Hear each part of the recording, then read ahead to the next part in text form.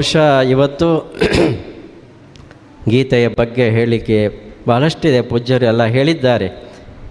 ಮನುಷ್ಯನಿಗೆ ಇಹದಲ್ಲಿ ಸನ್ಮಾರ್ಗದ ಜೀವನ, ಪರದಲ್ಲಿ ಭಗವಂತನ ಸಾಕ್ಷಾತ್ಕಾರ ಇದೇ ಮುಖ್ಯವಾಗಿ ಬೇಕಾಗಿರ್ತಕ್ಕಂಥದ್ದು. ಅದನ್ನು ಗಳಿಸ್ಕೊಳ್ಬೇಕು ಅಂತ ಅಂದರೆ ಆ ಮಾರ್ಗದಲ್ಲಿ ನಡೀಬೇಕಾಗ್ತದೆ, ಆಧ್ಯಾತ್ಮ ಚಿಂತನೆ ಬೇಕಾಗ್ತದೆ. ಅದಕ್ಕೆ ಅತ್ಯಂತ ಪ್ರಮುಖವಾಗಿ ಇರ್ತಕ್ಕಂಥದ್ದೇ ಭಗವದ್ಗೀತೆ. ಅದನ್ನು ನಾವು ಅರಿಯುವುದರಿಂದ ನಮಗೆಲ್ಲವೂ ಕೂಡ ಜ್ಞಾನ ಪ್ರಾಪ್ತಿ ಆಗ್ತದೆ.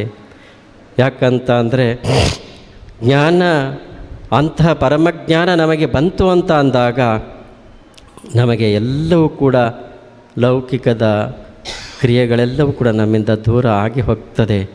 ಬಹುಶಃ ಆ ಮಾತನ್ನು ನಾವು ಗೀತೆಯಲ್ಲಿ ಕಾಣ್ತೇವೆ.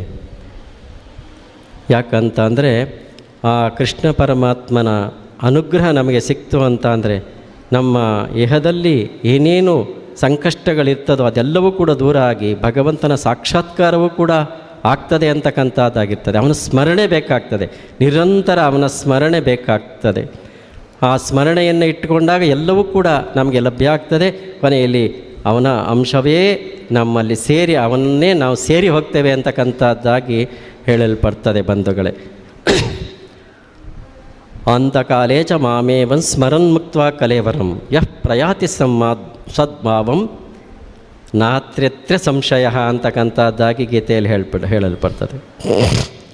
ಅಂತಕಾಲೇ ಚ ಮಾಮೇವಂ ಸ್ಮರನ್ ಮುಕ್ತ್ವಾ ಕಲೇವರಂ. ಇಲ್ಲಿ ಕೋಟಿ ಕೋಟಿ ಭಗವದ್ಗೀತೆಯನ್ನು ಇಲ್ಲಿ ತರಿಸ್ತಕ್ಕಂಥ ನಿಟ್ಟಿನಲ್ಲಿ ಎಷ್ಟು ಜನ ಆ ಲೇಖನವನ್ನು ಬರಿತಾ ಭಗವಂತನ ಸ್ಮರಣೆಯನ್ನು ಮಾಡಿದ್ರಲ್ಲ, ಕೃಷ್ಣನ ಸ್ಮರಣೆಯನ್ನು, ಅದು ಅವರಿಗೆ ಕೊನೆಯ ತನಕ ಉಳಿತಕ್ಕಂಥದ್ದು. ಜೀವನದುದ್ದಕ್ಕೂ ಕೂಡ ಕೃಷ್ಣನ ಸ್ಮರಣೆಯೇ ಉಳಿತಕ್ಕಂಥದ್ದಾಗ್ತದೆ. ಅವರು ಅಂತ್ಯಕಾಲದಲ್ಲಿಯೂ ಕೂಡ ಆ ಕೃಷ್ಣನನ್ನೇ ಸ್ಮರಿಸಿಕೊಂಡಾಗ ಅಂತಕಾಲೇ ಚ ಮಾಮೇವಂ ಸ್ಮರನ್ ಮುಕ್ತ್ವಾ ಕಲೇವರಂ ಯಃ ಪ್ರಯಾತಿ ಸ ಮದ್ಭಾವಂ. ಅಂತ್ಯಕಾಲದಲ್ಲಿ ಅವನ ಸ್ಮರಣೆಯನ್ನೇ ಮಾಡುತ್ತಾ ಈ ದೇಹವನ್ನು ಬಿಟ್ಟಾಗ ಅವನಲ್ಲಿಯೇ ನಾವು ಸೇರಿ ಹೋಗ್ತೇವೆ. ನಾತ್ರ್ಯತ್ರ ಸಂಶಯವೇ ಇಲ್ಲ ಅಂತಕ್ಕಂಥ ಮಾತನ್ನು ಗೀತೆಯಲ್ಲಿ ನಾವು ಕಾಣ್ತೇವೆ ಬಂಧುಗಳೇ. ಬಹುಶಃ ಅಂಥ ಭವ್ಯವಾಗಿರ್ತಕ್ಕಂಥ ಕಾರ್ಯಕ್ರಮವನ್ನು ಪೂಜ್ಯರು ಮಾಡಿದ್ದಾರೆ. ಇವತ್ತು ವಿದೇಶದಲ್ಲಿ ಈ ಭಗವದ್ಗೀತೆಯ ಪ್ರಚಾರವನ್ನು ಮಾಡಿ ಅವರಿಗೂ ಕೂಡ ಆ ಭಗವದ್ಗೀತೆಯಲ್ಲಿರ್ತಕ್ಕಂಥ ಅಂಶ ಏನು ಅಂತಕ್ಕಂಥದ್ದನ್ನು ತೋರಿಸ್ಕೊಟ್ಟಿರ್ತಕ್ಕಂಥವ್ರು.